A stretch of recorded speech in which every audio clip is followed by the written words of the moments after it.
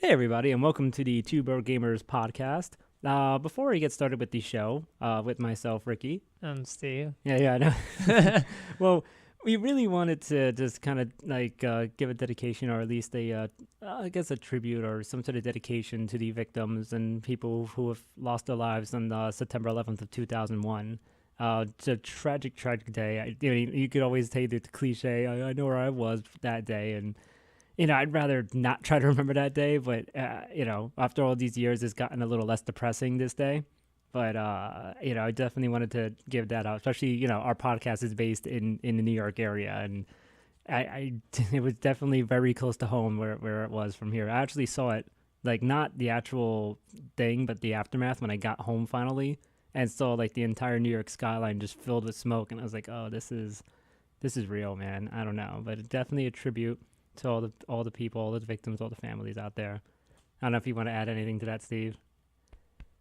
He just pounded his chest. Pound my chest. Yeah, so we'll quickly move on to that because definitely want to do that and go into the media and gaming stuff that we normally talk about. Didn't you have some corrections of last week's show before? Yes. Go into this. Yeah. Meanwhile, I have my notes. I should have stalled that. I have corrections. Duh.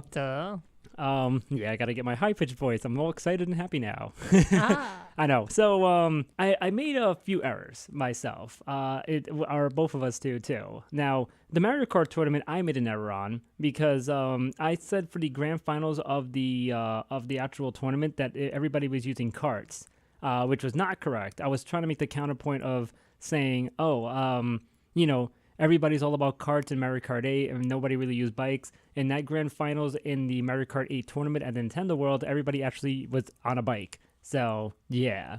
Boom. And my bad on the misleading thing I said.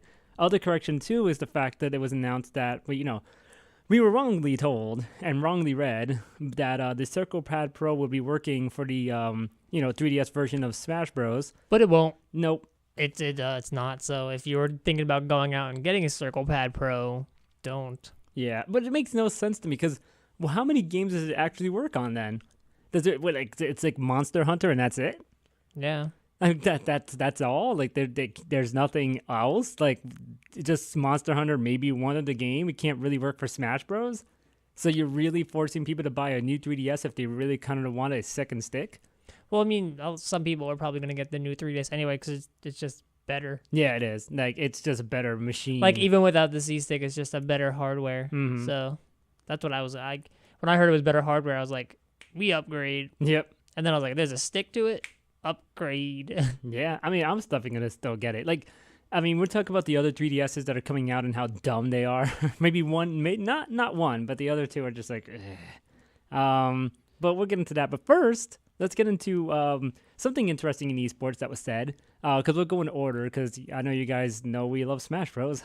But we wanted to talk about, during an interview with an ESPN president, he was asked about esports. And the head of ESPN, his name is, the president of ESPN, John Skipper, said it's not a sport. To quote him, it's not a sport, it's a competition. Chess is a competition. Checkers is a competition.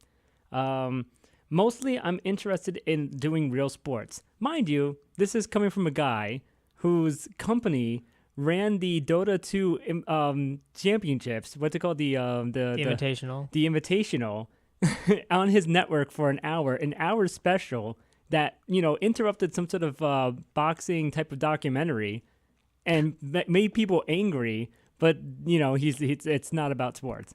In a way, that kind of makes sense, actually. That it's more of a competition than a sport, if you really think about it. I guess. I don't know. Yes, but they played it on their network. No, it doesn't they change have, it. Yeah, they have right. poker. They have chess. They had Scrabble on that network. You're right. They've spelling bees too. Magic the Gathering, spelling bees. Yes. Well, I guess those are more like competitions than sports. But I guess he airs it on the network. I don't know. It makes sense in a weird way. Yeah. I don't know if you guys want to check out our view. What was it, a couple weeks ago we did? Yeah, we did the esports without a sport, and if it could get bigger than the sports, Super Bowl. Yeah. If it can reach the level. But if you guys check that out, it's cool.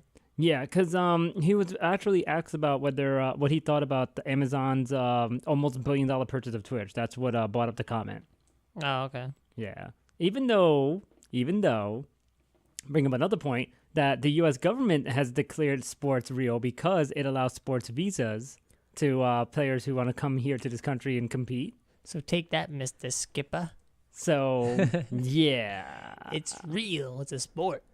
So Bayonetta news, because we kind of we had the direct going on during our show last week, and I was kind of keeping an eye on it. Then I just got distracted because we had a pretty good show going on.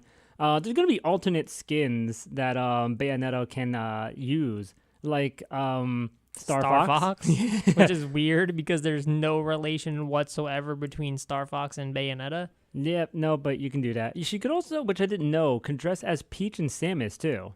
That's pretty cool. But again, I don't know, I feel like Bayonetta is just a third party on Nintendo. Yeah, well, I mean, it's exclusive, so. Well, now it is, but the first one really wasn't. Well, the first one is going to be now. Oh. Yeah, because, well, the first and second one coming out at the same time. So, 2 games for the price of 1, people. That you can't miss on that deal. Oh. Except that it's Bayonetta, so you're missing on that deal. I'm not a fan, if you can't tell. So I'm gonna try it out. I'm definitely gonna try it out. And then you let me know when you think you've wasted enough life in my life. Enough time on it.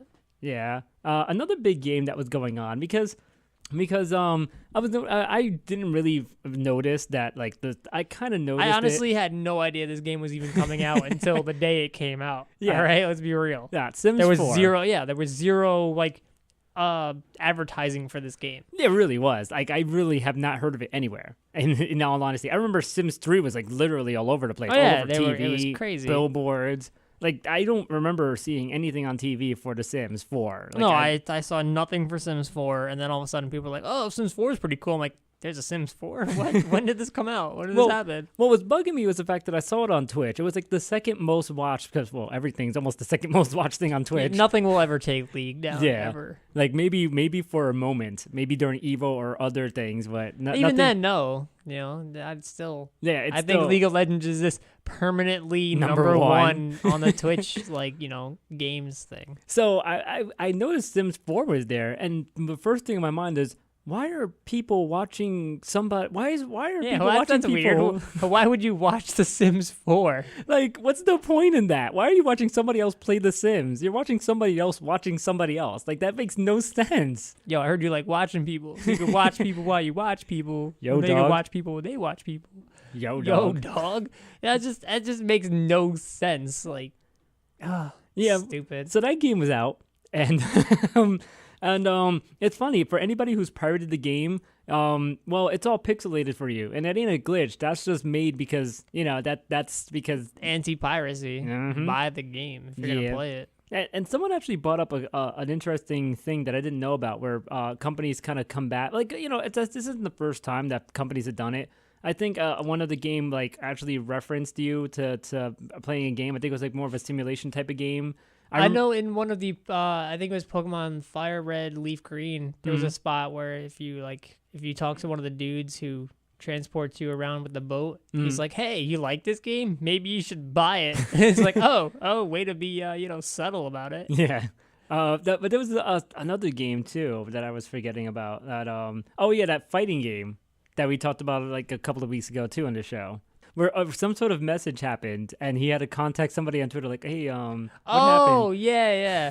I was like, yeah, I don't know what happened here. And it's like, well, that's what happens when you pirate the game. Yeah. And the guy's like, oh, shit, I just told the developer I pirated his game. I think it was Skullgirls. That's what it was. Was it? Yeah. Oh, yeah, you couldn't see the ending of Skullgirls, whatever. Yeah. So he was like, yeah, maybe you should buy the game because that's what happens when you don't. Well, somebody brought up something that I didn't know about Mirror's Edge. It's a game I never played. I really wanted to play. And I mean, there's a part 2 coming out as well.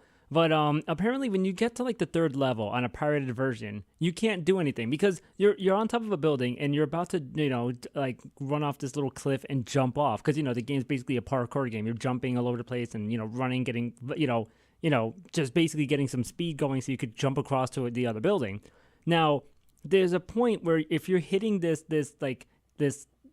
little thing that the edge, the building, whatever the fuck that's called, this little plank actually, And when you get closer to it, you're slowing down. No matter what you're doing, whether you're hitting like the button or whatever, or the key to make you go faster, you start slowing down to crap. And you can't do anything. So even if you try anything, you're going to fall off the building and die. So it's basically impossible for you to continue the game. More anti-piracy things. That's pretty cool. Yeah. Well, speaking of pixelization, because, The Sims has been known for censoring, like nudity or, like, people peeing. Well, because it's stuff. a family game. Yeah. Well, somebody already made a mod that takes out the pixelations, so. Which was going to happen. Yeah. I mean, it's been every game, so it's not even a surprise that's happened. I don't know why people just really want to see The Sims naked. I don't know. Which actually, they don't have any detailed structure. Yeah. There's like Barbie dolls or something like that. Yeah, they're like Barbie doll. Maxie's clear, like they purposely didn't make details to The Sims like that, which means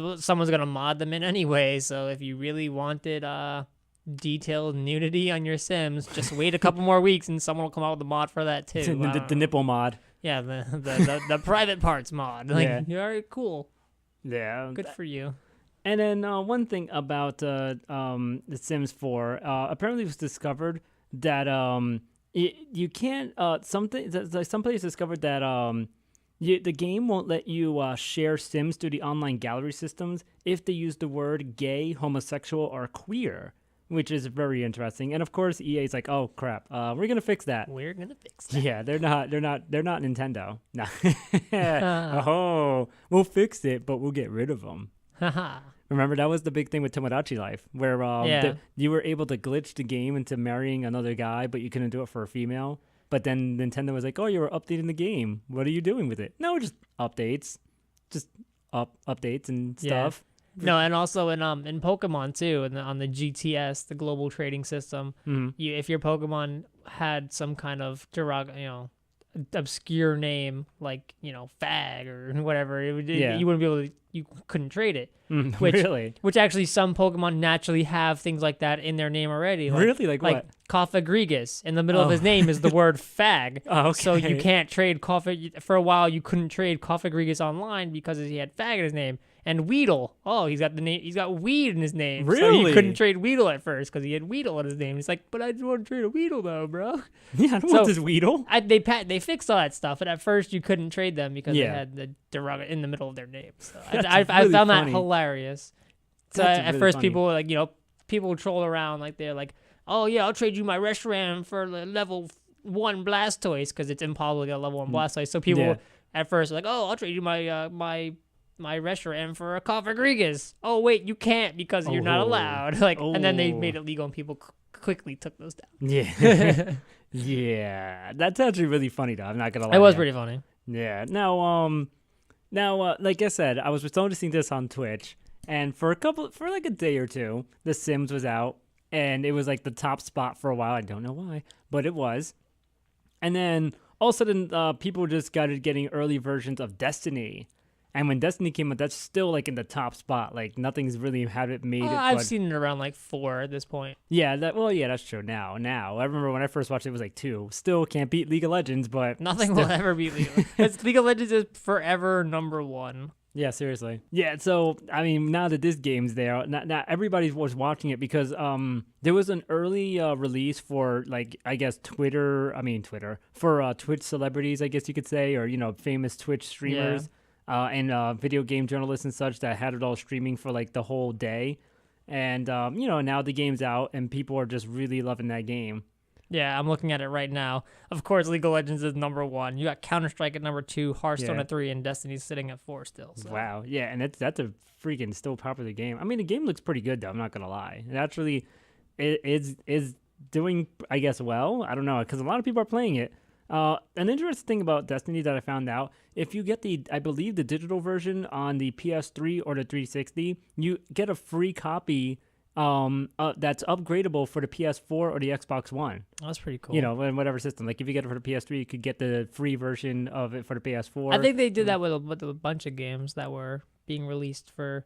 I know that last year before they even released the 360 and the PS4. You mean the Xbox One? That's what I meant, right? Before they released the 1 and the 4, if you bought a 360, if you bought a game that was coming out for them on the 360 or PS3, you were able to upgrade it for either free or for like $5 or something. Yeah. So that was pretty cool. I'm not gonna lie. I kind of feel like I want to do that in case I ever want to upgrade, because I do want to check out Destiny at some point, or maybe wait till it gets cheaper next year after, because I think there's so many copies of them. Like Activision was already talking about how it shipped $500 million worth on day one. Now, the key word here is they shipped it.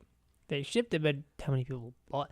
I don't think they sold $500 million worth. Yeah, I don't think so. Not yet. I mean, it probably will get to that point, but not yet. It's very popular, though. Yeah. To a point where I think people are no-lifing it at this point. Yeah, well, there's some weird news about it, because people are, in fact, no-lifing it, because there are people who are already hit incredibly high levels in Destiny. Yeah, and the game's been out for like a day or two. Yeah, seriously, it's been like out for like literally you could say like days, or like hours. Like you couldn't put that much. Like how could you put that much effort into a game like that? I don't get it. Like, and just not sleep, or like, you know, I don't get that. Like, because people have found out, because like from what I was understanding, because I talked to a few of my friends about this, because I don't have the game, so I had to find out what the mechanics were. 'Cause I didn't want us to sound like dicks on the air about it. And even if we do, fuck it, we heard it secondhand. Who cares? Yeah. But the maximum level you're supposed to get is 20. In Destiny, you start off at level 1, you can get up to level 20, but you can go higher than that depending on what armor you have, from what I understand. Now, people have noticed there's like a level 26 person that's walking around, but that's someone who's a Bungie employee. So all the Bungie employees are going to have high levels, but there are people who have level 24 and maybe higher. Not. Yeah, they're not. So those guys are what we call no-lifers. Yeah, they're the ones that definitely just did not sleep yet. And granted, I've no-lifed games before. Pokemon X when it came out. Yeah, I played Y, but on Y I beat the game within the first day of getting it. So, it took me. Actually, no, it wasn't the first day. I think you beat it day 2. I thought I beat it on day 2, but I played it pretty much straight through. I don't think you slept. I think it took me a total of 28 hours, but it was like I think there were 32 hours in that 28 that I played the game. Yeah, or 28 of there were 32 hours that I.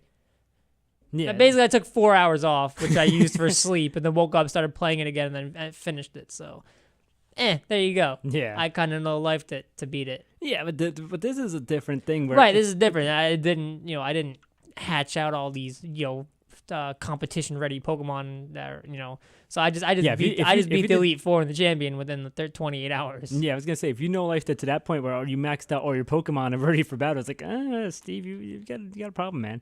Yeah, well, Fire Emblem Awakening. It's been 2 years, and I'm like, my team, everyone's over a 320 rating. It's just it took me a while to get there. Well, you had to get that back. Right, I had to get that. That's true. I had everyone at over 300, and then I stupidly accidentally saved over my main file, and I wanted to so badly kill myself. How many hours was put into that before it got deleted? I had over 100 hours on my first file. And then I deleted it, and now my second file is at 100 hours again. So I basically spent over 200 hours, because I have other files as well. Yeah. So I basically spent over 200 hours on this game. Yeah.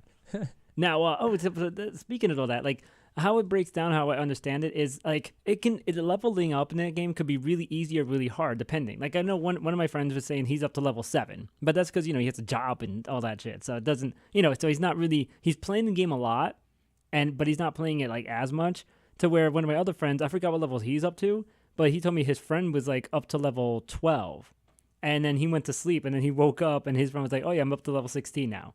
So give it a few hours, And that's the thing too. It depends on like you said, like what weapons you have and what kind of battles you do, and high level and such. Do they give you like extra levels or something like? Do they expand your level cap by having certain items? I don't get That's what it is, yeah. Oh, so okay. That's what they certain items will still give you some, I guess, experience points or whatever the case it is, and still build you up, which is why people are going past like 20. Okay, that's interesting. Yeah. And then the other Destiny story we have is that the Xbox One can't actually advertise for the Destiny. Yes. Even though it's being sold on the Xbox One, it cannot actually advertise because it's in contract with Sony. Yeah, it's so strange. But it's more like they're not in contract, but I think it's more of they're more cool. Oh, it's got the exclusive tag on it, so because which is weird. it's strange. It's for all the consoles and PC, not Wii. Yeah, not Nintendo. And they had to put an ad out that basically had a cologne called Destiny on it. And it's like, okay, so here's the lowdown. Destiny is actually an epic first-person shooter available on Xbox. Thing is, we don't have permission to run adverts for the game, so we didn't. Thanks for smelling that something was up, which is why there's a bottle of cologne there. Yeah, right. Now get the game and become legend. Order now.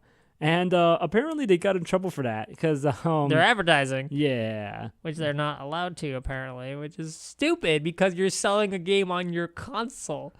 It's really dumb. I had to think about it because a lot of the commercials that I've seen on TV for Destiny are the fact that it's all PlayStation commercials. Not all of them are for Xbox One. A lot of them I've mostly seen Destiny for PS4, from what I remember. Unless you can correct me. I don't know. I'm not recollecting seeing anything like that. So yeah, because I think more blue than green, or like some more like Because I just also didn't pay attention, like because the commercial for Destiny, if you haven't all seen the time. No, but not that. It's just if you haven't seen it. The commercial itself is just so fantastic. Like it's amazing. Yeah. It's like, they did like a real life shooting of it. It just looks so nice. Like I'm like, I'm watching a movie. Yeah, it and really it's just is. like it's so good that I'm not even paying attention to what the hell is actually going on. Yeah, I got you. So. And then there's the other commercial where the guy's like, woo, he's on the jet bike thing. He's like, you could kill people with guns, No, I didn't. I didn't see that one. That one? That's a GameStop one where you get the exclusive biker thing or something like that. Oh no, I haven't seen that one. I've only seen like the one that Destiny, that Bungie made, like that really good one. So again, you watch that commercial and then be like, oh gee, I'm gonna look for a PS4 or an Xbox logo, see which one it's going for here. Yeah, tell us if we're wrong. Damn it. Yeah. So I'll watch it later and see because I don't care.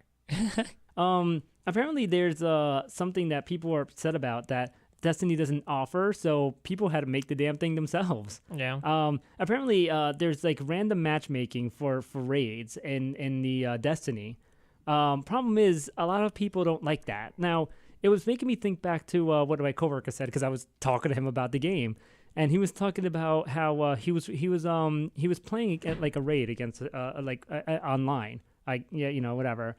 And this one guy he said was like a level 3 and he was like a level 7, and he decided to try to like just he was getting killed. So he was done. He was like, yo, I'm about to die. I have no ammo. So he got killed. So this one dude who's level 3 decided to try to bum rush and try to go into the fire and everything and try to kill everything, and then he failed. So the whole mission was failed. So an hour of gameplay was just ruined because of that one guy. Yeah. So, and there might be other common stories like that. Now, the problem is people have tried to find a solution for that. Here comes a site called The Wizard That Came from the Moon. The Wizard That Came from the Moon. Yeah, that's a great website, especially for the reference that it is. It's amazing.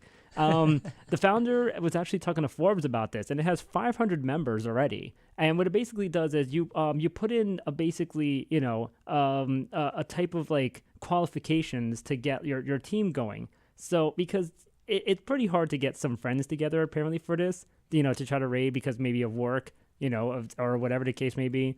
So this one, according to this guy, can actually make you look up person by platform, time zone, class, and the site just kind of finds people for you to meet up and play the game together like that, so everybody can be on the same level. That's pretty cool. Yeah, and I mean, like, it's pretty cool, and maybe Destiny or Bungie should have included that. Yeah, that makes sense. Maybe they can always patch it in. Yeah, honestly, it sounds like a simple idea, and I guess they really wanted it like really open world and random people to really try to help each other out, but a lot of times it doesn't really work out.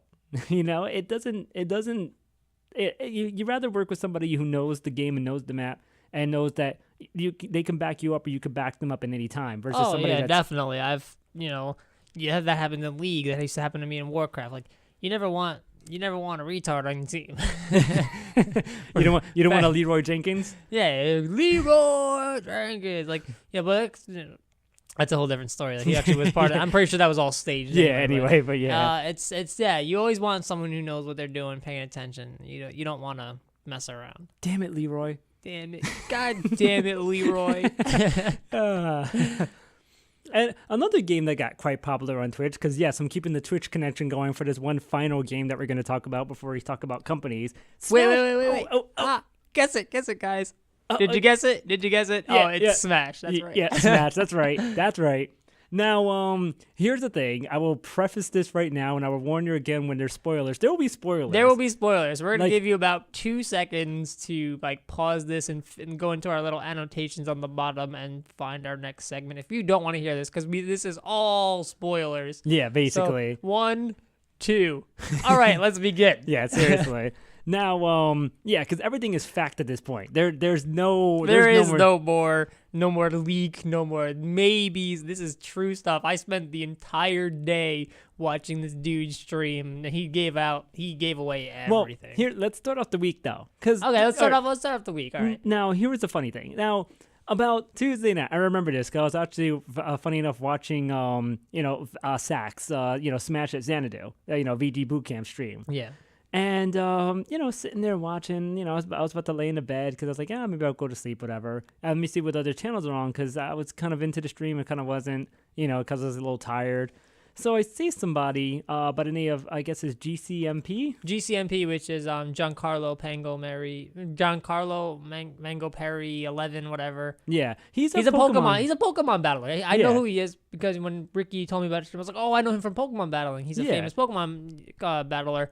And I was like, why? But it's that community, like Shofu loves Smash, and Hayden likes Smash, and Giancarlo likes Smash. So they're all Smash players, but they're not like pro, but they just love playing Smash. Now, I noticed he was playing Smash. And it wasn't the Brawl, it wasn't Project M, it wasn't Melee, it wasn't 64. It was 3DS. Yeah, so I was just like, what the hell's going on? And then I had to go on Reddit immediately because then I was just like, what the hell's going on? Because I checked the video first and then I went on Reddit and then, of course, I text Steve. When in doubt, check Reddit to find out what the hell's going on. So somebody had noticed that a demo came out in the Japanese version only. Like super sneaky. Like it came out of nowhere. Yeah, just literally demos out. And it was about 9:30ish, maybe I have to say. That happened. And then by 10 o'clock, there was at least 3 people streaming the demo. And it was one of them we talked about, GCMP. Yeah. Somebody else who was actually getting more views. And then there was a third person who got 400. There was 3,000, 2,000, and then 400 for the third guy. Yeah. But, and then after a while, there was about 20 different people streaming the damn game. Yeah. Now, it really was crazy the fact that this happened because I think it was more Americans that wanted to see the Smash Bros. Demo more so than anything, but it was released in Japan. Yeah, it was released in Japan. Obviously, probably punishing us some more for the leaks, honestly. Yeah. Now, I watched it. I stayed up and watched this for a while, but I couldn't because after a while, it's okay, because the demo was basically 5 characters you could choose from, even though it shows you the entire starting roster. Yeah, it shows you the entire starting roster. It was 5 characters, which consisted of Mario, Link, Pikachu, Villager, and Mega Man. So, and then one stage. And you had Battlefield. Well, technically it was 2. You had the Battlefield. It was Battlefield with platforms and items, or it was Battlefield Final Destination. Which is weird that it's a Final Destination. I think if you hold X or whatever, you get to you go Final Destination. Yeah, and that's a thing available for every stage, I guess, except for maybe Final Destination. Yeah. But does it add platforms? I don't know. But yeah, you hold X on any stage and it turns it into the Final Destination version. But I wonder how that works for Final Destination. Imagine if there's more Final Destination. Does it get bigger and it's longer? I don't know. More Final Destination. But it's weird to me that there's a Final Destination version of Battlefield. That's just a weird thing to say. But there was only one stage in those characters. Now, after a while, it's just kind of Yeah, after watching how many times can I watch Mega Man versus Villager? So I was all right, I watched it for maybe half an hour, 45 minutes or so, and then I was just all right, I'm done with this. Yeah, basically. But it was definitely really cool to see the gameplay happen. You got a feel for how the game was gonna go. It really was cool. I can't lie. And it's just okay, so is there gonna be a demo coming out for the rest of the world then? I hope so. Well, here's the thing. The next morning, actually, Wednesday morning, there's a picture of the day still going on. So that's another thing too. I don't know. I guess maybe the picture of the day is still gonna go on for just the Wii U version only, or maybe it's gonna stop now. I don't know, since the game is gonna be out tomorrow, technically. Well, sorry. Since the game's gonna be out on the 12th. is it gonna stop now, or is Sakurai gonna say, all right, bye, here's all the Wii U stuff, now you know everything? I don't know. Maybe. Maybe he might just keep pick of the day going just to do pick of the day. Yeah, which would be pretty cool. Just show off just the HD, graphics of the new Smash Bros. Yeah, So that'd be cool. yeah, so the next day, like I said, the Sakurai posted a day. He just shows the title screen for the Japanese Smash Bros. And says, "Oh, there's a demo out." It's like, and it's kind of like a no shit, really. I think You're a little late on that one, Yeah. Sakurai. Well, he said, yeah, there's a Smash Bros. Demo out on the Japan store only, but it will be coming to other countries. All So- right, so we're gonna get one. Yeah. When we don't know. You know what? At this point, I feel like it's useless because there's already a full version out there already. Like, come on Right. now. And Which, this morning I spent the entire, not just this morning, I spent the entire day Mhm. watching this dude Gemma play. yeah, and that was the thing. Gemma was like the big person that played. Yeah, Like, at there one was a point he full- had like 25,000 viewers. Oof. It was ridiculous. Yeah. And then, no, he was playing to unlock all the characters. Yeah, and So he wasn't the only one too. Somebody else was doing it on NeoJaf. Yeah, there was a Oh. couple guys doing it, but at the end, it got to a certain point where the other two stopped. There was 3 guys playing. Yeah. Two of them had stopped, and one of them, Gemma, was still going. Mm-hmm. So he unlocked. He unlocked went all the the whole characters. way. Though. He did. He unlocked all the did not- characters. he did not stop streaming until he got all the characters. Yeah. Like that dude must be tired as hell right now. Which, for a little while there was a theory that after the leak that had been going around, that there was maybe 5 more characters. People calling them the final 5. Mhm. Nope. Nope. Nope. He unlocked all the characters. He unlocked, and then as soon as he unlocked Rob as his last character, it gave like the whole like congratulations, all the characters are now playable. Yeah. Screen. And that's the other thing too. It confirmed the leak. Everybody you saw on the leak was there. Yeah. Yeah. And that was the thing. You almost said like that was the whole roster and everything. I was like, no, Rob's missing still. Yeah. And yeah. And then once I was like, oh right, you're right.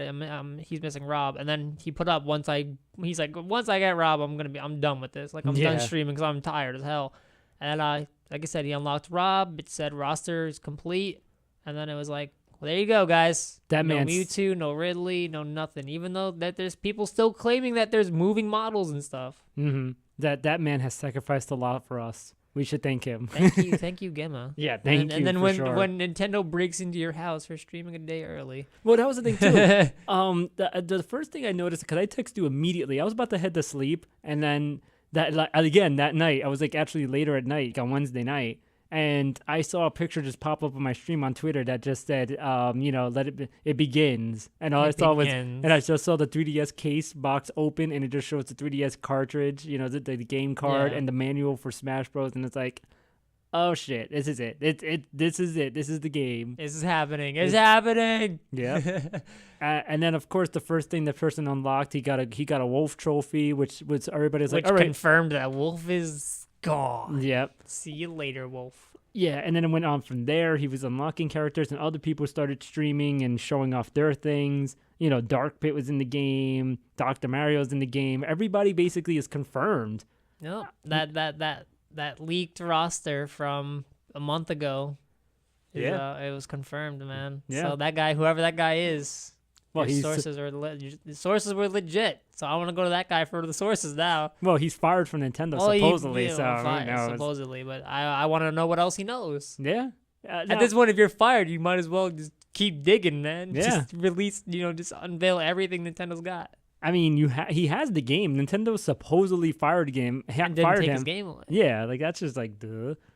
But anyway, like, and then one other thing I forgot to mention in between these details of the leaks is the fact that Nintendo of America announced that there's going to be a stream of Smash Bros on Friday, the day it's supposed to come out in Japan, in the US, which was kind of like, are they trying to take away the views from the other people playing the game?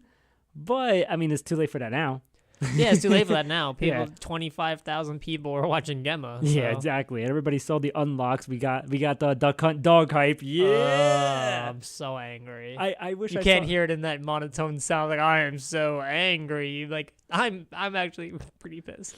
I'm maining him. He looks I'm so stupid. I'm maining him. I I'm maining watched him against you. play. I watched him play the Duck Hunt Dog, and it was so stupid.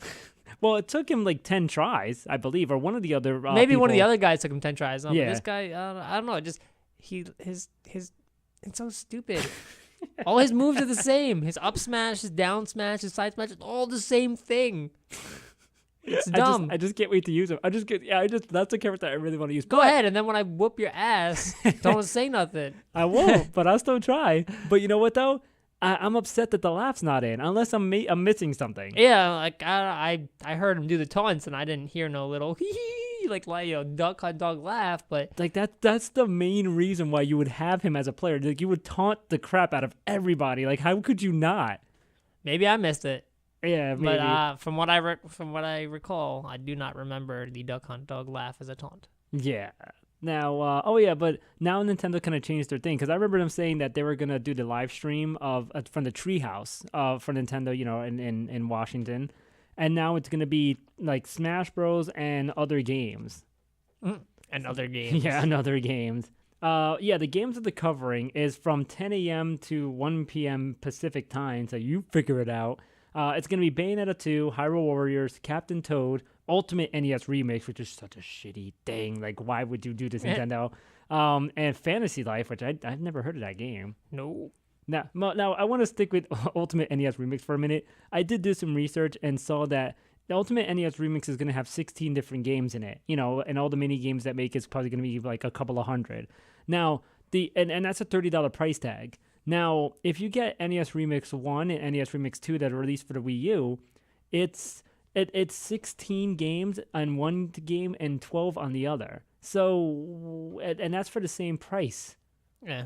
I don't know if I like that price tag for this. I don't know, man. I don't. Anyway, so they're streaming all those games, and then starting at 1 o'clock Pacific time, Super Smash Bros. 3D. Oh boy. Super Smash Bros. 3DS. 3DS, yeah. Oh boy, get the hype train going. Yeah, I don't know if there's a lot of hype left anymore. Like, there is still hype. I'm not going to lie. Like, I'll still buy this game and play the hell out of it no matter what. Oh, yeah, no. I already know everything that's going on. Like that, and that's the thing I like about this, too. Like, I don't care if I'm getting spoiled by this game or not. Like, I really don't care. Like, I'm still going to enjoy it and play it. Because there's one thing to watch somebody else do everything in a video game and then myself doing it. Like, there's a big difference. Now, I've watched Let's Play on YouTube for years. I've seen games on Twitch being played. Sometimes I could enjoy it, and other times I'm like, dude, like, do this, like, do that. See, I couldn't do that. Why wouldn't he do this? Like, there's other things that I would do that this person's not doing. When Gemma was playing, you can ask Hector, like, Hector and Chris Craig, who are people down here. Shouts to them. When he was playing NES, because I'm a big NES player. Yeah. So when he was playing NES, he was doing all kinds of, like, stupid things. I'm like, why are you, like, I was getting mad at him. I was like, yo, play. I want to play you. Like, this guy, you suck. Like, I want to play you. Oh my, I was getting so angry at him. And it wasn't even just that. It was like all his characters that he was playing on. He was just, I want to fight him so bad. Well, you know what it is? I mean, not everybody's going to be a pro at this game. No, but it's not like, if you're going to be the one to leak the game, at least be good at it. How could you? You got the game before anybody else. How good can you really be? I mean, you're going to be better than anybody else that gets the game after you now, but you're not going to be as good as like someone that played Melee forever. No, but it's still, it was making me so angry. Like, I was just like, this guy's bad. Now, but now I did watch when I was watching the demo streams, I was more interested in watching Mewtwo King stream. Like, they definitely put the spotlight on Mewtwo King, and a lot of people were watching Mewtwo King stream. He was playing it and analyzing everything because, that's what he's known for. He was known for being the one who broke down the hitboxes and the points that equal to whatever in Melee. Same thing he did for Brawl. He sees all that. And, of course, he's going to be the guy to see it for the 3DS version and, of course, in the future, the Wii U version. And he was already talking about, like, I like Pikachu, like, he's doing this, that. With this move, he knocks 1.9% more, this, that, so it's almost 2% damage and all this other stuff. Like, he's doing this crazy, like, stuff, and I'm like, wow, like, damn, like, I wish I watched this stream some more and get some more facts, because I hope somebody was writing that down, because that's almost the final I'm build. sure he'll release, like, a guide on it. Yeah, he definitely is.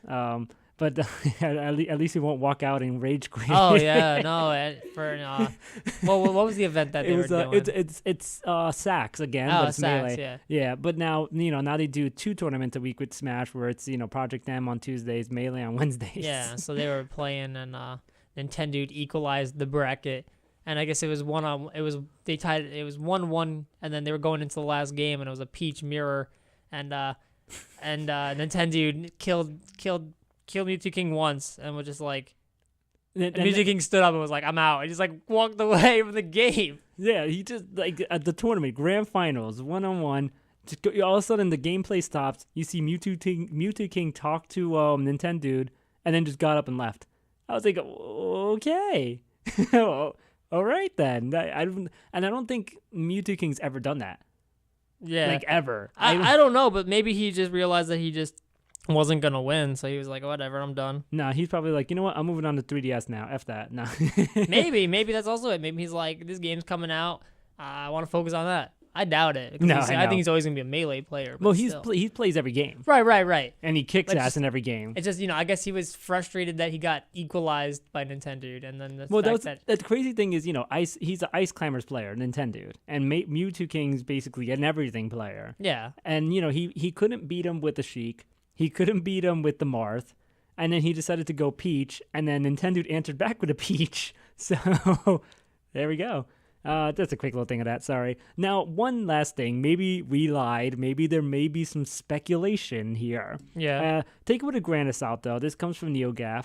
Am I saying that right? NeoJaff, whatever. Anyway, this person had posed. His name was Spain Killer, aka Jet Set Hero, and he posted that he's like, look, he has a source that's been right on previous leaks. And he's worked on a European localization of the game and all that stuff. Now, he talked about that he's seen moving mods of Dixie, Ridley, Chorusman, and Mewtwo in the game, and he's confident there'll be characters that'll be unlocked by linking the 3DS version to the Wii U version. And he goes on to say, now, outlandish as it sounds, and being a game journalist himself, he's taking it with a grain of salt, but we're talking about the guy who told me about Bowser Jr. out immediately after the ESRB leaks, and he's never been wrong about this about the other stuff as well. Plus, the whole connectivity thing makes far too much sense. And I guess that may be a true incentive. Like, instead of getting that like the CD of the soundtrack for owning two versions, instead you can unlock more characters when you connect both versions of the game. I don't know, man. I mean, it might be too far-fetched, but it could work at the same time too. That'd be pretty cool. I mean, in a way, that's pretty cool. And if it's true, yeah. Again, this is kind of, I don't know, but in another way, it's kind of stupid. Well, it's better than DLC, I guess. Maybe, yeah. I guess that'd be better than DLC, but I also, I don't know how to feel about that. I mean, how are you gonna link them? Well, you have to link them wirelessly. That's why the 3DS has the Wii U button. Oh, okay. Wait, you never seen the Wii U button? It's on the main screen. No. Yeah, it's on I think the bottom left. It says Wii U, and I believe on that thing. Yeah, on the 3DS version. Hold up. Yeah. You've never seen, not on the actual 3DS. Oh, in the game. In the game, yeah. I was to say, I'm like, hold up, I had a 3DS. I never seen no Wii U button. Yeah, the Wii U button in the game. Like, there on the options where it says, Brawl or online, whatever, it says Wii U on it. Oh, okay, so, that makes sense. Yeah. Is that so, okay, because I can see people beating the 3DS version and then buying the Wii U version and not wanting to unlock everything. Yeah, I think that's one of the main things. So you can link them and be like, hey, I already beat the game here. Yeah, that's what the Wii U button is for. The Wii U button is actually to transfer the characters that you got, I believe, and maybe other things as well.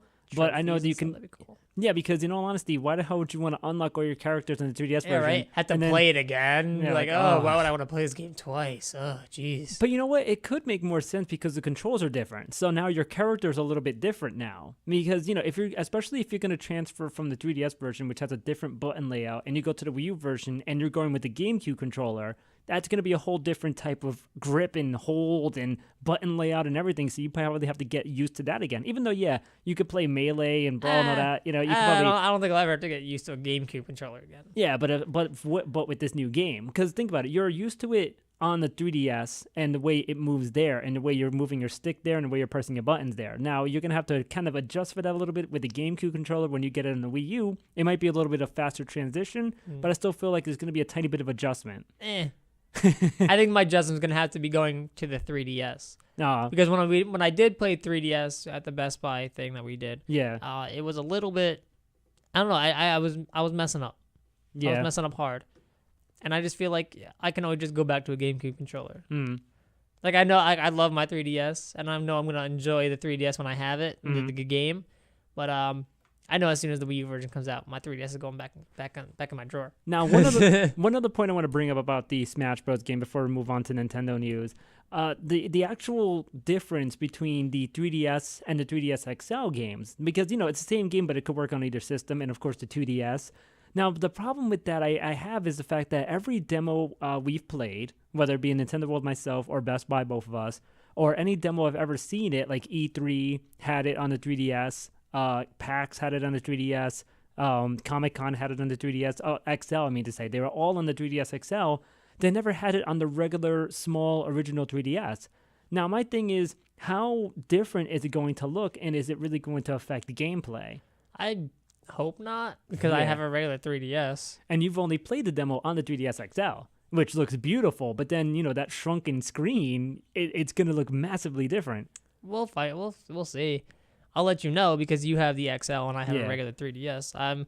At this point with the new 3DS coming out, I still like to call it the 3DS Pro. 3D, yeah. So when that thing comes out, like, there's no point upgrading this now because I'm gonna play it for a few months and get a new 3DS XL Pro thing, whatever. I'm not gonna waste my money to get a 3DS XL and then. Yeah, no, it's not happening. I definitely like the fact that I have the 3DS XL, but you'll find out with the demo that comes out and see if it's really worth, like, oh crap, like, really? I have to deal with this screen for a few months? We'll see. Yeah, and if not, you might ignore the 3DS version until you get the XL and then play the Wii U version. I think I'm just gonna deal with it. All right, I gotcha. Sunglasses on, deal with it. Deal with it. Talking about the 3DS stuff, Nintendo new stuff now.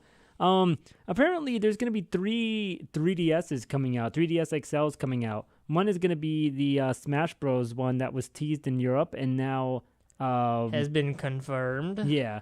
And that's only going to be a GameStop exclusive, by the way. Is it? Yeah. Oh, well, I don't really care. So I'm not getting it because I don't like it. So. Yeah, it's not that pretty. I don't like it. I told you, the way that I would have bought into that would have been, well, one, if they didn't announce the new 3DS XL Pro or whatever. Okay. But also, if they I don't like how they're shaded, how they're colored in, like, gray. Yeah, I don't like the way it looks. Like, it could have been better. They should have just made, like, black lines for the characters and just left, like, the background. So if you're buying a red one, have them be red. If you're buying a blue one, have them be blue. Yeah. That's what I would have liked it. It would have looked nicer like that, honestly. If not, it's just a Smash ball. Like, yeah, I think, or just the Smash logo or something. I don't know. I'm not a fan of how they made this look. I feel like I could buy decals better for the 3DS and put it better myself. Speaking of decal-looking things, the other 3DS one that's coming out is the Nintendo or the NES version of the 3DS, which looks horrible. Yeah, no, I mean, at first glance, it's not that bad, but then when you really look at it, it's bad. Well, it's basically just like a sticker. Right? I mean, dude, it's not a sticker. It's going to be, like, printed onto it, but you could put a sticker on it and make it look exactly the same. Exactly. So. Why am I going to spend, like, almost, like, $200 on a 3DS to have a sticker of it? I could buy a sticker for $2. Yeah, exactly. Like, I could get the sticker of the NES controller that's basically on the case. Yeah. And no, this looks awful. Like, in all honesty, if they did it like they did with the Game Boy Advance SP, where it came like an NES console, which, it clamshelled. It had like an NES outside, and then the inside was the controller. It was amazing. That's cool. This one doesn't even look like that. Look, it just has a controller on the outside. The box looks cool because it looks like an NES. And then the controller's just red buttons. And the red buttons are kind of cool. Yeah, but the outside is awful. Yeah, I don't know. Oh, I can't. We're not sold on it. Yeah. However, that third one, though... Yeah, the Persona Q 3DS XL looks really cool, actually. It does. It looks like a... looks like a book. I was about to say, it looks like a really, like, cool book. Yeah. And I'm not going to buy Persona Q. I don't care. But it just... the 3DS looks cool. The funny thing about this, the game is being sold separately from that 3DS. Well, that's happening with Smash Bros. Yeah, because that's the thing. Because they're releasing that 3DS like a week before the game comes out. No, the 3DS Smash Bros. Is gonna be coming out like next week. Yeah. So 2 weeks instead of 1 week, whatever. It's gonna come out 2 weeks before the game comes out. So you're gonna have this Smash the 3DS with no game. Yeah, like that's I don't know. At that It's point, you stupid. might as well just release it with the new 3DS. That's what I'm thinking. I Yeah. don't know, man. So some good news, I guess, for Nintendo is that they're gonna go through with one of their rated M games. Oh, is there a game not going to be canceled finally? Yeah, Watch Dogs. Watch Dogs has been set for November 18th. That's incredible. Only because it's not canceled. It's not canceled. Yeah, every other rated M game that's been scheduled for the Wii U has kind of been shipped to the side. Well, more so Ubisoft's games. have been Ubisoft just- games, yeah. Yeah, so it's surprising that they actually went through with this and finally decided, oh wait, yeah, you know what, we got it. Yeah, it's only a year later. Well, a year, right? It's a year. Yeah, it's a year Wow. later than the PS4 and Xbox One releases. I was thinking it came out like in May. No, it came out like Wow. Hold on. No, it couldn't have come out that time. Hold on. Let me see. No, yeah, it launched in May for the PS3, PS4. Oh, right. It was scheduled to Last be year. released for Last November year, of yeah. last year, and then it got pushed back because they suck. Yeah. And then they released it in May. You're right. I was thinking of the original dates. So much time has passed, Steve. I know. You know what? Yeah. It has, though. I'm not gonna lie. I feel like yesterday. Yeah. Yeah, there was no comprehension to that sentence. I feel like yesterday. I feel like yesterday Watch Dogs came out. Yeah. Now here's another thing. Miyamoto was talking about. I think we're gonna go into Miyamoto news because Miyamoto's that dude. He really is. Oh God. Shigeru Miyamoto. You know, he's the dude. He's Yeah. the man. Yes. He was talking about game design, of course, and talking about how Blockbuster video games, not Blockbuster Video, the actual I'm still laughing about my, I feel like yesterday, like an idiot. definitely leaving that one in. No doubts. You gotta hear something. Like Ricky and I have so much deleted footage of how stupid. saved. It's mostly me being stupid, but it's amazing. Or me just going, I don't know what I'm gonna say next. What am I doing here? What is Yeah. this thing here? No, a lot of our deleted footage is Ricky getting lost in a story or me being stupid. My computer's slow. I have a laptop from like 2005 still working here with Windows XP. This shit could get hacked like any second right now. Yeah, right? Like it really can. Anyway, back to Shigeru Miyamoto. Exactly. He was talking about video games. Here's a quote that I'll tell you. This year, the majority of what the other developers exhibited was bloody shooter software that was mainly set in violent surroundings, or in a different sense, realistic and cool worlds. Because so many software developers are competing in that category, it seemed like most of the titles at the show were of that kind. What? He's saying everything looks alike right now. Oh yeah, because everything looks alike right now. Exactly. Now, they asked him, Edge magazine, they asked him to follow up on that quote, and they were like, I've made quite a grand statement, haven't I? My comment was based upon the fact that I have not been fully satisfied with the inspirations that I or that other people in the industry have in general. I feel that the industry tends rather than the creator's individuality and uniqueness tends to be prioritized. When the people who manage the development budget takes the lead in making a game, creators tend to make games that are already popular in the marketplace. Even when there's opportunity for young developers to make something freely, they tend to make similar proposals. I can't help but feel that the industry has a long way to go. I hope Nintendo will always be a company that aggressively invests in something new, something born from each creator's individual characteristics. So that's a really interesting quote on that. Yeah. Talking to the man. Well, he's basically saying that, everything's the same. Come out with something else. Damn it, make something new. Yeah, I just summarized that whole thing. Yeah, in just 4 seconds. Well, he's Japanese. You even. got to make it sound unique, man. Or he's got to, I guess, find a way to make it sound politically correct because I'm just straight up, everything's the same. Yeah, he did. Really was really smooth and nice with it. I respect the gaming industry, and everybody's cool, and everybody's kind of making the game that is hot right now. Yeah, they're making the same game. Whatever, dude. Yeah, basically. Yeah. So actually, sticking with Shigeru Miyamoto, he's making an animated movie. That's cool. His first animated movie ever created at the young age of 60 something. I forget his age right now. At the young age of 60 blank. At the young old age of 60. Yeah. He made a short film, and it stars the Pikimin, and of course it's called Pikimin Short Movie. Why do you say it like that? What? Pikmin? Yeah, whatever. Pikmin? Yeah, I know. I sound like No, there's no A in that word. I It's know. Pikmin. I always think like it's freaking like Pokemon. I don't know why. There's no A in Pikmin. It's Pikmin. I'm like that dude that what the fuck's his face from he hosted the tournament, the Smash tournament. He's known for Doritos and fucking Halo. Like I forget his name right now. Jeff Knightley. Okay. He posed a Pikmin too. Pikmin. Anyway, it's Pikmin. No, I'm doing it all over again. Fuck this. No, just leave it. Nope, Cool. nope, No, we're going with it. No. Anyway, he's doing an animated film called Pikimin. Dick. Oh man. Yeah, rifle age of 60. It stars Pikmin, and it's also gonna be called Pikmin. Fuck. Just roll with it, bro. Fuck that. Just no. roll with it. It's called Pikmin short movie. There you go. That's what it's called. It's gonna make its debut in the what the hell is this? What the hell is this? The Pikimin. Pikimin. It's in the Pikimin festival. With Oh man. I giggle like a little bit. Oh yeah, the Pikmin short movie will be screened next month's Tokyo International Film Festival. So it's gonna be free of charge too, cause Miyamoto's an artist, man. Yeah, man. Yeah, man.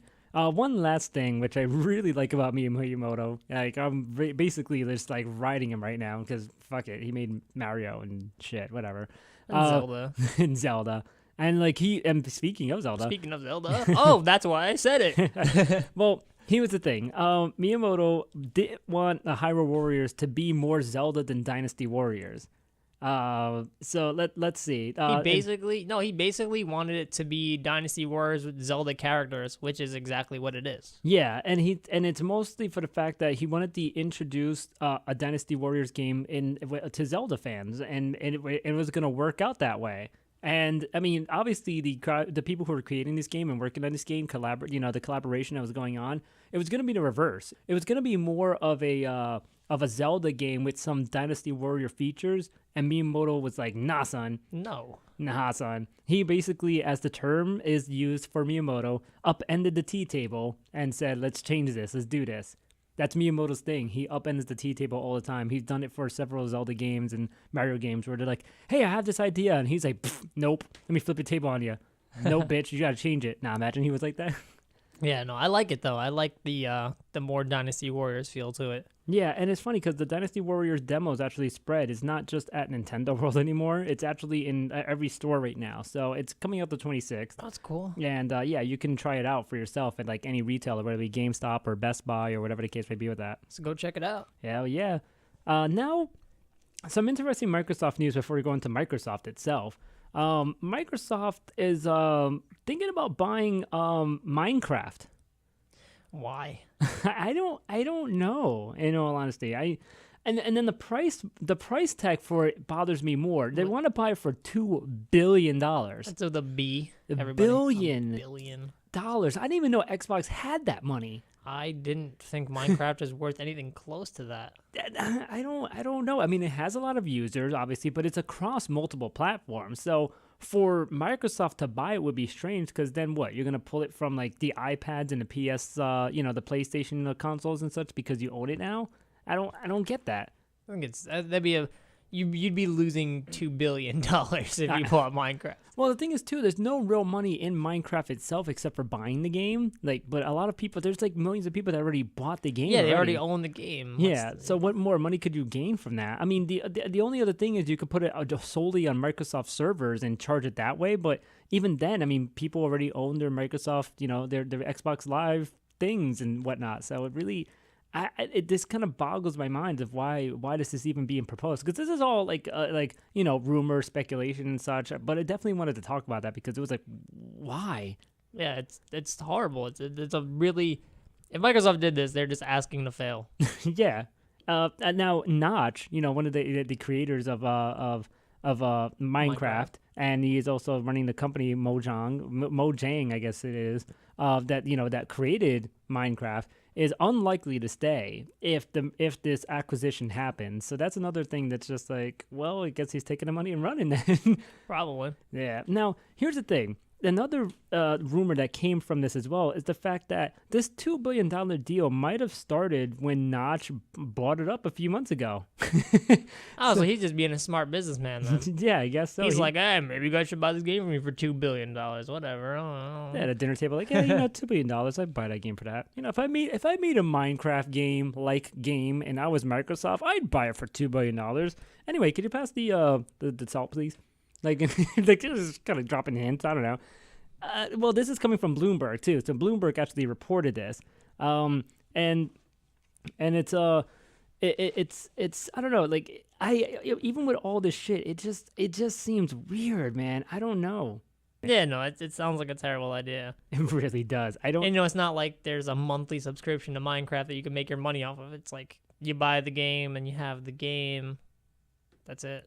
Yeah, and that's and it's already basically been out for many years. Like the beta and like on iTunes and on PC. I just don't see too many more people in the future buying Minecraft. I don't either. In all honesty, I really don't. And definitely not enough to make up $2 billion worth back. I don't get that figure at all, man. I don't know, man. I'm stuck in that. The only thing I could think of is if Microsoft would be planning to make it a monthly subscription kind of thing, which would be kind of stupid. Or they're just gonna make a new Minecraft, like a Minecraft 2. Minecraft 2. But then what are you gonna do with Minecraft 2? It's blockier, man. Like, what are you gonna do? Actually make it a first-person shooter and make it more like a Call of Duty type of thing and make it really profitable? Like, I don't get what you would do with that. Like, they're really, unless they're seeing something else that we're not seeing in Minecraft. But I don't see what else you can see. It's basically a digging game, a survival game, and then maybe once in a while you can like kill the little freaking monsters. I don't know that. I don't play this freaking game, but that's it. It's like one of the two, and then you just build shit. Like that's all this game is. Pretty much. I did play it. Yeah. So I did. I can confirm to you. Drop your knowledge. I can confirm to you that everything you just said is absolutely right. Really, I've just never played the game. When I see and what I've read, and then a South Park episode. That's all I have it based on. You dig, you build, you survive. That's it. Wow. Like that's it. That's all you got. Wow. And that's why that game gets really boring really fast. Mm-hmm. So. But people love it. I mean, I guess it's more kids too, because I see kids like walking around like in my jobs and just in the street just all the time. They're just on their iPads and iPhones, just like playing it all the time, and I don't get it. I don't know, man. Whatever. I don't either. Yeah. I bought it because my friend told me to buy it, and I was like, I got $20 laying around. Which by the time I bought it in alpha, I bought this game like 3-4 years ago. So I bought this game for like $22 years ago, and then I think now it's like $30, $35 something. I don't know. But basically, I bought this game alpha, and they were like, yeah, guess what? You can buy this game and never have to pay for anything ever again. I'm like, sweet, whatever. I have a game. So. Yeah, that's how that goes. So, continuing on with Microsoft, the Xbox One, as we talked about last week, was released in Japan. It didn't do so well compared to the Xbox 360 that was also sold in Japan many years ago. It sold 23,562 units in its first week of sale, which it's the dates from September 4th to September 7th. Of course, it probably sold more in the time after that. But in comparison, the Xbox 360 sold about 60,000 units in the first 2 days it was on sale in Japan back in 2005. So there's a huge drop-off. Yeah, very much a huge drop-off. That's no good for them. Yeah. Now, it's interesting that, it sounds like it did really bad, but the funny thing is it was actually the top-selling console in Japan. In Japan? Yeah, it's funny because the Xbox One sold, and then number 2 behind that was the 3DS XL, which sold about 23,000 units. Okay. So that's really interesting that, it sold poorly, but then it sold, like it was the top selling one. Whether it's going to still continue in that rate, who knows? Or maybe just the fact that maybe gaming consoles are just, on decline as well anyway. Because if you want to look at the Wii U sold 7,349 the same week, so. It's weird. Yeah, it is. I thought Japan would have much better selling consoles than that. Yeah, I mean, well, then again, too, the other consoles have been out longer, so that one just peaking now. Who knows if it's going to be in the charts next week? Maybe we'll just keep track of that and see if Microsoft really is sucking, or who knows. But it's definitely, I mean, it's probably selling more than the PS4. That's for Now, another thing about the Xbox One, Microsoft saying that the Xbox One units that are emitting loud noises will be replaced. What do you mean by loud noises? Let's see. Well, according to CNET, there have been reports to Microsoft that people are saying that their Xbox One consoles are too noisy. But like, is it just that like they think it's too noisy, or they're like screaming at them? Let's see. Let's read a quote from a Microsoft spokesperson. We have heard that a small number of Xbox One owners, in some situations, may hear a noise from the console that is too loud. While this does not affect the safety or functionality of the system, i.e., it won't catch on fire like our other system or Red Ring of Death. Well, actually, a PS3 caught on fire. The Xbox 360 actually had the Red Ring of Death. Yeah, whatever. yeah. We're asking customers who believe they are experiencing this issue to contact Xbox support. At the request of our customers, we are exchanging those consoles for new systems. Okay. At least they're gonna replace them. They could be dicks and be like, too bad, so sad. Like the Red Ring of Death. Like, Yeah, about that. Yeah, right? Yeah. Our console kind of melted on you, but it's your fault. Yeah. Your fault for using it too much. Go outside, loser. Now, the only thing we have for the PS4 is the fact that it hit the 1 million mark in the UK. That's about it. It's not like it's the fastest selling to get to the 2 million point. But it's it's still a million. Still a big deal. It's a million. Yeah. Now, moving on to Pokemon stuff, there was a leak from Corocoro. You want to talk about that, Steve? Of course I want to talk about this. There was a Corocoro leak. Of course, every time Corocoro leaks anything, it's usually a Mega Evolutions. So they came out with 3 more, which would be Gallade, Sharpedo, and Camerupt. And these, of course, are for the newer version. Omega Ruby Alpha Sapphire. I always mix them up. I think that's it, though. Yeah, it's one of those. I just like to call them Ruby Sapphire Remake. How about that? Yeah, that makes sense. Basically, I don't know. The Mega Gallade looks like a Gallade. It doesn't look all that different. It looks I guess the blades on his arms are bigger. I don't know. He looks cooler? Yeah, he looks a little more badass. Sharpedo looks stupid. He's got some like fins coming off of his nose, and his bottom fin is longer, his top fin is longer. I don't know. I don't like the design. And then Camerupt, instead of having 3 little volcanoes on his back, he's got 1 big one. So okay. I think it's dumb. I think it's also a stupid Pokemon to give a Mega Evolution to. Well, you know what? It's going to get to a point that they're all just going to have Megas. Just give everybody Megas at this point. Well, no. Because in X and Y, he says like, oh, not everyone can have a Mega Evolution. They just will. They just will. Let's just give in. There's 700 of them. Just give them all the same thing at this point. Well, I mean, like, I guess only the top evolution ones can, I guess. But yeah, I guess. Even then, like, just keep to your word, Professor Guy Sycamore. That was his name, right? Sycamore, yeah. Professor Sycamore. Keep to your word that not everyone has a mega evolution. Or maybe it's still not discovered that everybody can. Studies, man. He's still a professor. He's studying. No. No. What does Professor Oak have to say? Some things don't deserve mega evolutions. I guess. I don't know. I really don't care about this Mega Evolution stuff. I'm just kind of like, Mega Evolutions cool. are fun, though. I mean, they're cool. I did it with Lucario when I went halfway through Pokemon X and then just haven't played it since, but it's kind of cool. Yeah. I don't know. I like, I'm trying to think of what my favorite one was. Yeah. Nobody. See, exactly. They're useless. No, I did. Some of them are just so cool. I can't think of which one's my favorite. God. All right. I see how it is. I like Mega Absol. It's got wings. There you go. Now we're going to go on to another thing that you love, Steve, League of Legends. Oh, boy. And how Riot's basically just restarting the lore. Yeah, no, they just released a bunch of information about the Sharuma Desert, which is where Nasus and Renekton are from, if you know anything about League already, which Zerath is from there as well. And so since they're releasing their new character, Azir, who's also from the Sharuma Desert, I guess they restarted their lore, which they've killed off Cassiopeia and Sivir. And that makes no sense. I don't get it. Well, here's the quotes. The background we created to explain in-game action was ultimately restricting the potential of narrative development to the game's defining characters. Talking about the decision and such. At a very broad level, we decided to push League's story beyond the original focus on explaining in-game action and forge a new narrative for Runeterra. So from champion interactions, from champion interactions to bios to events and beyond, we aim to expand the scope of the league's story and pursue more dynamic and wide-ranging world fit for outsizing capabilities and personalities of our champions.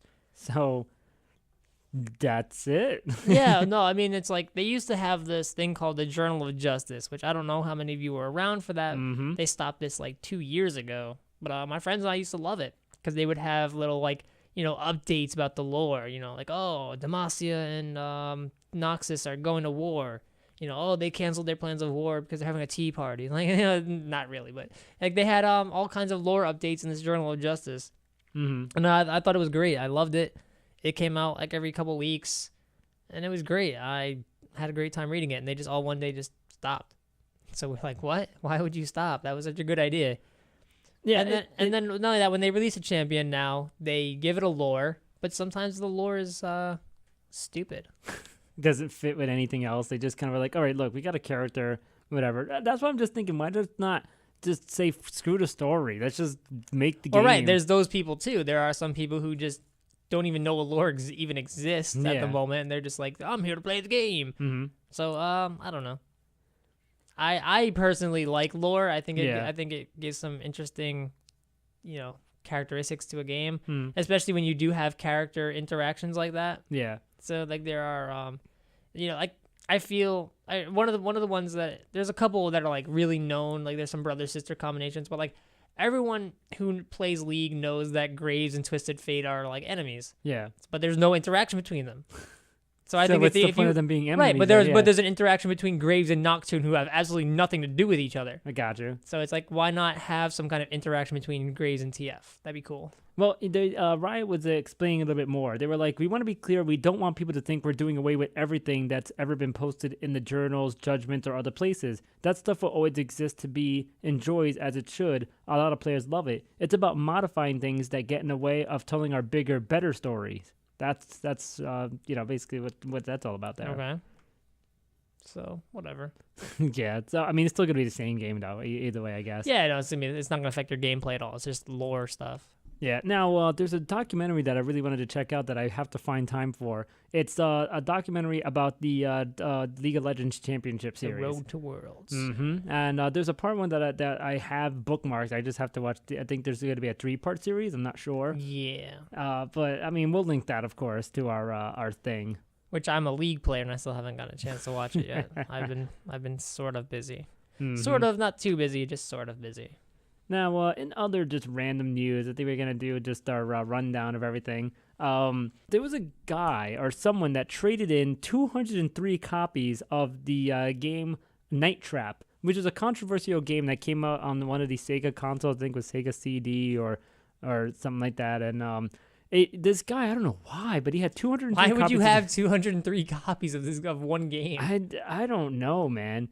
Well, let's see. He said that the seller told the store owner, because he traded it into a game store in Albuquerque, Mexico. He said that he acquired the games when Night Trap had been recalled across Blockbuster retail stores in the early 1990s. Oh, okay, so maybe that's why. Yeah, now the thing is, Night Trap is famously known for like being one of the famous games that was used in the in that Supreme Court hearing or whatever hearing it was about gaming. And video games and getting a rating system. Also included that was like Doom and Mortal Kombat and all that stuff. The ESRB, as we like to call it now. Mm-hmm. Now, the funny thing about this game was this was the only game out of that group that was pulled from shelves. Mortal Kombat was never taken off, and neither was Doom. Yeah. So it was just strange. And Night Trap was just this bad type of game. Like, it was a type of, like, I don't know if you ever heard of it, but I've never heard of it. This is the first time I'm hearing of it. And I was actually gonna bring it up because they were actually the people who were behind this game wants to remake it. And but you could now, I guess. Yeah, well, the thing is, the game is it's like one of those video games, like not like I guess you could say, like it's the movie type of games where you were watching a movie playing, and you can kind of point and like kind of direct where you want to go and what scene you're going to see and what you got to do in certain scenes, like that type of thing. It was a really strange type of thing, and it was very controversial because I think there was like kidnapping and like a woman being like like probably tortured and kidnapped and stuff. It was just a really strange type of game. I don't know, but this version that this guy traded, all 203 versions of that game, it's basically the version that got censored before it was re-released and was censored. This is the uncensored one. Yeah. Why would you trade that in like that? Just sell them on eBay. Yeah, you could probably make more money doing that, honestly, unless you couldn't. Unless you tried. Well, I mean, pour them up one by one. No one would be like, hey, I got 200 copies. You guys going to buy all 200? Like, yeah, sell one by one. Yeah, if you're going to do that, just don't sell 200 copies. Sell one. I mean, you can't. I mean, I'm sure there's a collector out there somewhere who would want to buy this game from you. Oh, yeah, definitely. Especially if he doesn't have it already. Like, yeah, this game changed the map, man. Exactly. And it's also that game company had to grudge with Nintendo because Nintendo was the one that brought the game up. Like, yeah, Damn. that's that game, and it's that game that did it. And they're like, those guys over there, they're the bad guys. Yeah, so that's why they kind of have a beef with them. Yeah. So, and that's but they are willing to release the game if they do release it on the Wii U. Funny enough. So yeah, we got you guys in trouble back in the day, but we'll help you out now. Now, news about PC gaming from the NPD, which is the National Purchase Diary Group. They survey a lot of things like gaming sales and such like that, console sales and all that. And these are like official numbers that a lot of people go off of, journalists and all that other such. Now, they had a study that said that 37% of the U.S. population over the age of 9 plays PC games. And these people are playing for 6.4 hours a week averaging. That's it? Yeah, I think it's a lot more than that, but it's an average, I guess. So yeah, you got to figure there's like one kid out there who gets like 5 minutes a day. And then there's people who get like 20 hours a day. Yeah, the no-lifers out there. Yeah. Now, you got me. He was probably playing. Out of a week, I'd probably spend a solid 20 hours a week. Yeah, okay, that's not too bad. Because I don't have all the time in the world anymore. Yeah. Like when I had all the time in the world, I would spend way too much time. To be young and doing nothing again. Oh, to be a high school kid. Yeah, no, right? In the summer, like screw homework and screw the outside. No, just even in the summer, like you wouldn't hear from me. Yeah, I'd be like, dude, I'd be inside in the summer too. I'm not gonna lie. Yeah. I was definitely inside in the summer. It's like, yeah, why don't you read a book? You're supposed to do those book assignments. Oh, those bullshit book assignments. Anyway. Whatever. No, it's like, oh, it's such a nice day outside. I think I'll play with the windows open. Exactly. Yeah, that's exactly what I did, dude. Like, yeah, let's have nice some sun. I get some sun on my skin while I'm playing a video game. It's going to be awesome. I'm not going to go outside. I'll just open the window. Exactly. Get that fresh air coming into me. Anyway, back to this story that we were talking about. Now, gender breakdown. 51% of the group is men, 49 women. And also gamers that are over the edge, an average age of 38 is basically like their average household income is about the $69,000 range per year. Really? Yeah, look at that. Rich gamers out there. Well, there are some people who just endlessly spend their money, so. Yeah. Oh, the game collectors, dude. Think of that. Collectors, yeah. Yeah. Now, wanted to bring this up. Will Ferrell is challenging gamers, man. He wants to, challenge them for cancer. It's basically he's challenging gamers, and he wants to raise money for charities that help kids battling cancer. It's gonna be donate games and Cancer for College. They're the beneficiary organizations that are supporting Ferrell's Indiegogo campaign.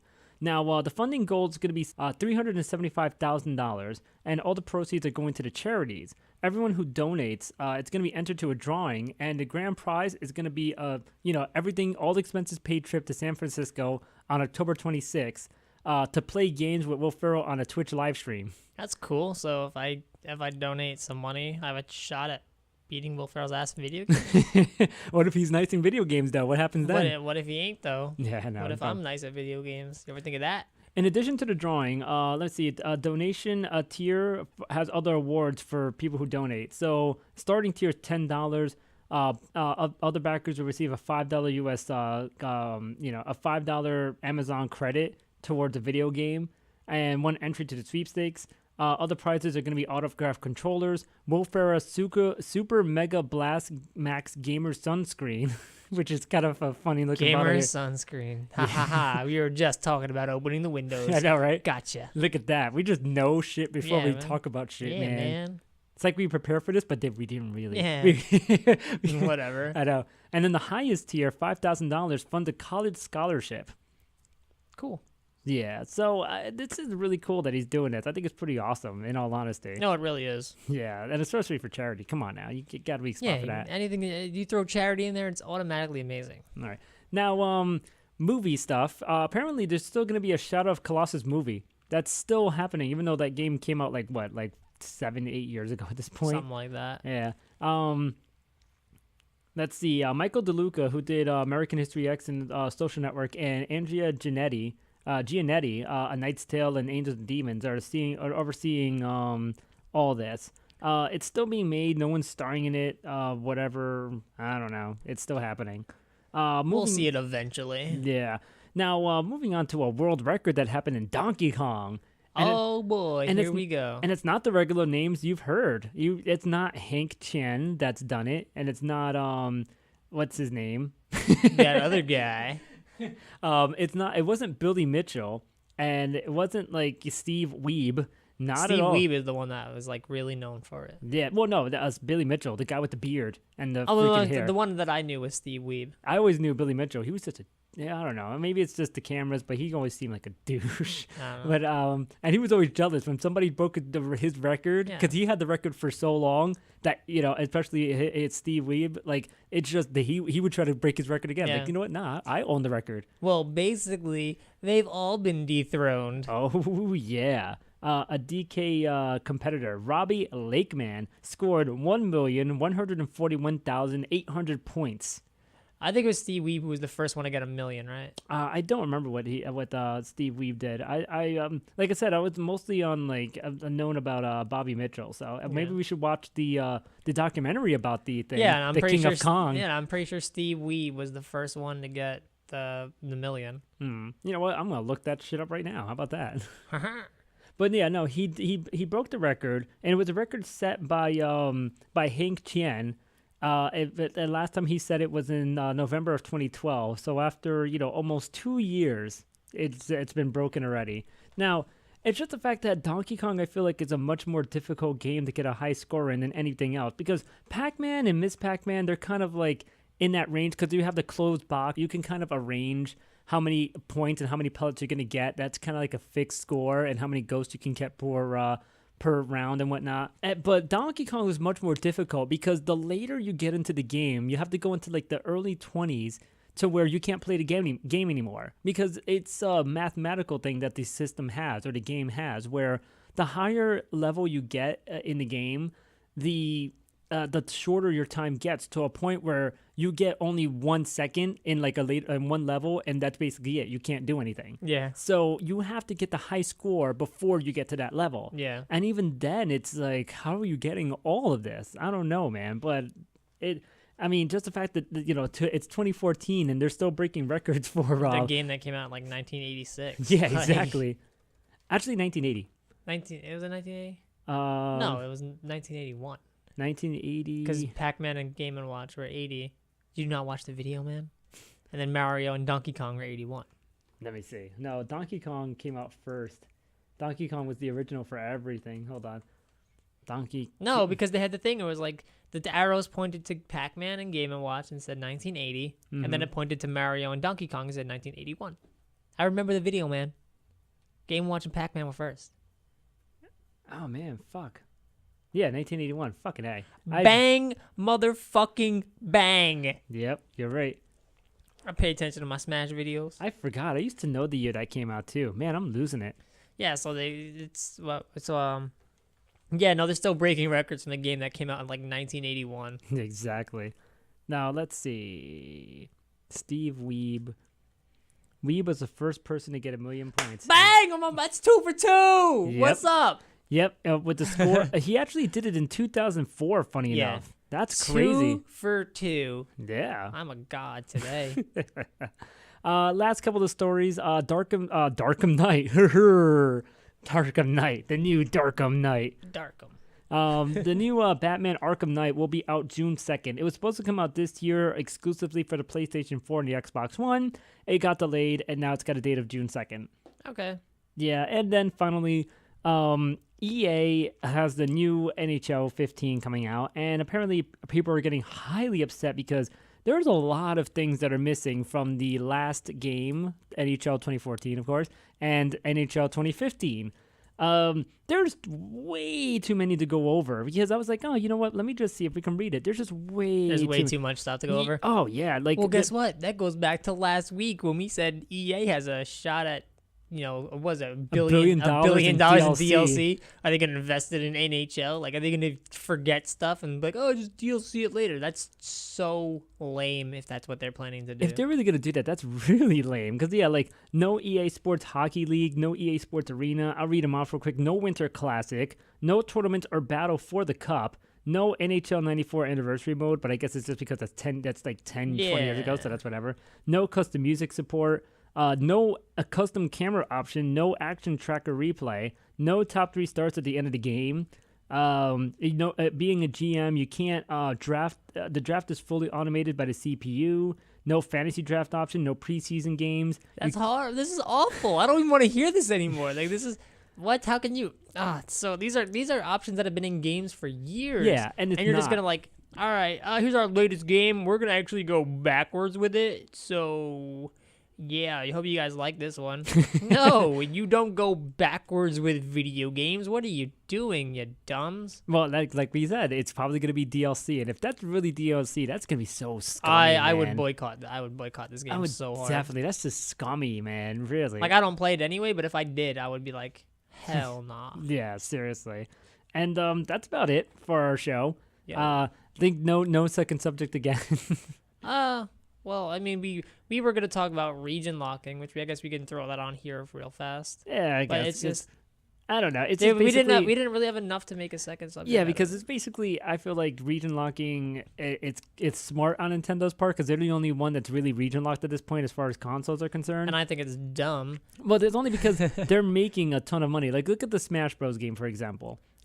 There's a ton of like, say if the 3DS was region locked, I think a lot of people would own Smash Bros. 3DS for their game right now for the 3DS, and then maybe buy the American version later. But I think it's stupid at region locking because if you're a traveler, not to say that you should be playing video games on your vacation or you're traveling, but some people might want to buy a souvenir video game from Japan or that has it's Japan release only or something. So that you can't play it on your American 3DS, man. Well, let me finish that other point of. Now, here's the thing. Now, since we don't own a Japanese 3DS, we have an American 3DS, and we can't play the Japanese Smash Bros. Game. We can't even play the demo.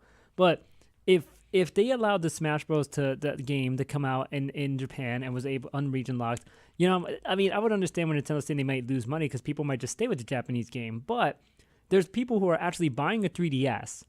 Which, you're spending enough money on that, and then you're buying the game itself. That's just a lot of money. And you know what, though? With the people who bought that, they're giving Nintendo money no matter what. Yeah. So they're just making a few extra bucks off you. Yeah. So you buy a region lock system to play one game for like 5 minutes. Yeah, no, it's going to be released in 3 weeks. Like, come on, really? Yeah, I don't know. I disagree with it, but you think it's great. I mean, I don't think it's great, but I think it just kind of makes sense as far as Nintendo goes. Right, you think it makes sense, but I'm thinking from the customer standpoint where it's like, it's stupid. Well, I mean, do you really want a game that you can't read? A lot of games now have options. I can make my American game in Spanish if I want to. Well, but that's because we're in the North American region of Nintendo where they release it in French, English, and Spanish because the games here are also released in Canada and released in Mexico. Well, we talked about this before where I was like, oh, well, I had a Japanese version of Pokemon Silver and I couldn't read it, so I just kind of went through the game knowing what I knew. And was like, oh, what'd that guy say again? Something about shorts? I don't know. Ha! No, his Rattata. Fuck, the shorts was red and blue. Fuck. His better Rattata, whatever. The best one in the world, whatever. Yeah. But but you know what? Going back to the Traveler, I don't see at what point you would have to buy a game so badly if you're like out there. I don't know, man. It's because that's the thing for me. Like I said, if I'm gonna travel and I'm gonna bring a 3DS or if I'm gonna bring whatever console, I'm gonna play the game that I brought with me, going there and playing the game when I get back. Yeah, on the but like plane. I said, the only thing would be to play a Japan exclusive. Yeah, and even then, I don't know if that really interests me because a lot of the Japanese exclusives are like. JRPG. Like, yeah, they're not for you, but I mean they're not really for me either. But there might be other people who are like, oh man, I really wish I had this game. Like if a Fire Emblem game, if they ever had a Fire Emblem game that was exclusive to Japan again, I'd be like, well, I want it now. Like it's not fair. So I guess that's our little 5-minute discussion on region lock. But you know what though, Fire Emblem was exclusive for Japan for years. I know. As I said, if they ever make it exclusive again, which they've been making the last couple ones come over to North America, which is great. But they had several way before that that were Japan exclusive. Anyway, final conclusion. I kind of understand what Nintendo's doing. I mean, but then again, they're making more money off it in the end, and probably preventing a lot more people. Like, in all honesty, I think half of the people who want Smash Bros 3DS that for the 3DS in America would own a Japanese version and not even bother getting the American version, but then they're paying more. Yeah. But in the same sense, it kind of makes sense because people are going to do it anyway. Yeah. So if they're that dedicated, let them play it and let them have their fun with it. Word. Yeah, and your conclusion is that it's stupid because I want to play Japanese games that aren't American. There you go. So that's the Two Broke Gamers podcast. Listen to us again on YouTube next week. We hope you enjoy watching or playing Smash Bros 3DS if you had the Japanese version. We do hope you enjoy your weekend as well. You can join us on our Twitter at the number 2 Broke Gamers Pod. And you can also check out our personal Twitters. I am Steve B. Agilism. That's AGILISM because it's a made-up word that I made up. So I got to spell it for you guys so you guys know where to find me. Reach out to me. I will tweet back to you guys. People tweet to me all the time like, hey, I want to battle you in Pokemon. I'm like, yeah, let's go, man. Yeah. I'll fight you in Pokemon. I'll fight you in Smash, too. I don't care. Yeah, hell yeah. And I'm also at Terrick because I have to spell it out because I misspelled the on purpose because I was cool back in the days. Back in the day, man. Yeah, TEH_Rick. You could also follow us on our blog that's going to be filled with content eventually. When we ever get to that. Yeah, twobrokegamerspodcast.wordpress.com. Other than that, we'll see you all next week. See ya. Yeah.